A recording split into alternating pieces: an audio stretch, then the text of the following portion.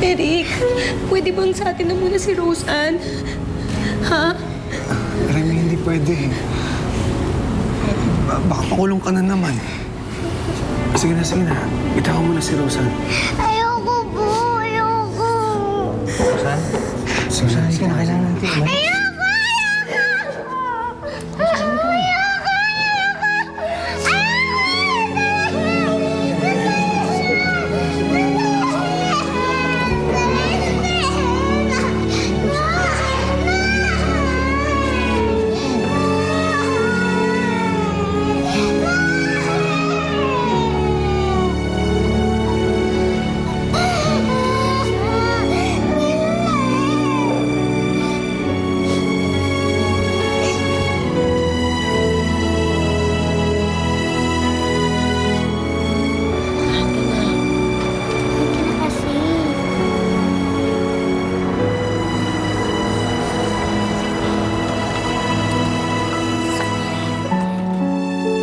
Alam mo, pinalaki ko si Roseanne na marunong makisama.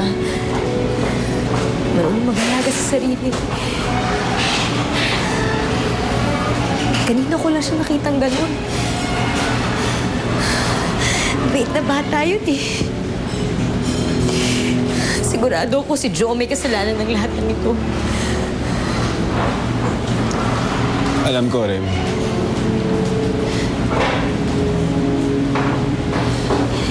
Eric, pasensya ka na. Nasira ko yung celebration natin. Remy,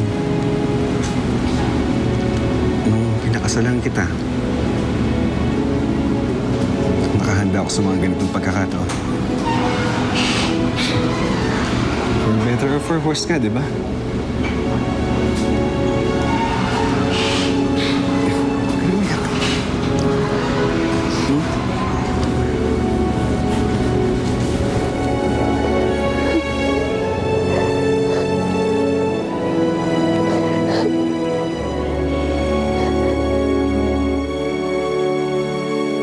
Talaga, attorney? That's good. Sige, thank you. Bye-bye. Hoy! Parang wala ka nakita. Hindi ka lang bumabati sa amin, ha? Halika nga dito. Lumapit ka. Oh, ano na naman yung dinadrama mo? Ha? Wala po. Wala.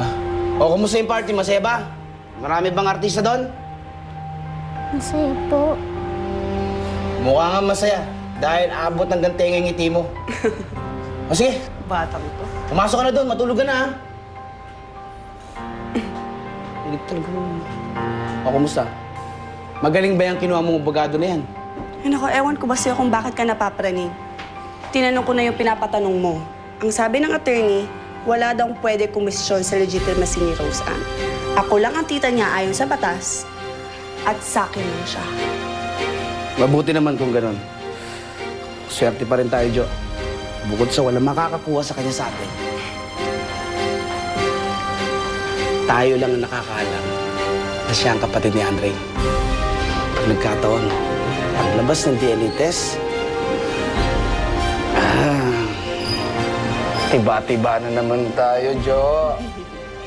Ayos ba, sweetheart? Eh, sarado naman yun.